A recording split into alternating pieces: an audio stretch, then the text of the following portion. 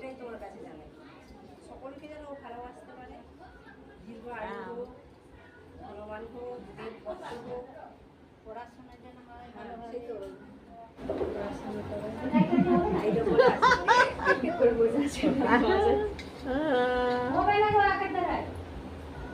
আর বড় মাকে খালি বলে যেন মিথ্যে কথা কইছে এইটা কপালে লাগে, এইটা আলোটা জল না চন্দনটা দিয়ে, তারপরে দইটা দিয়ে, তারপরে ঘি মতো ঠোঁটে ঠেকিয়ে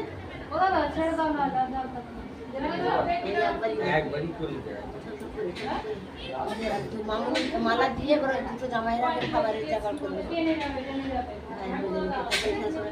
আমি খাবার আপনারা এদিকে জোগাড় করবো।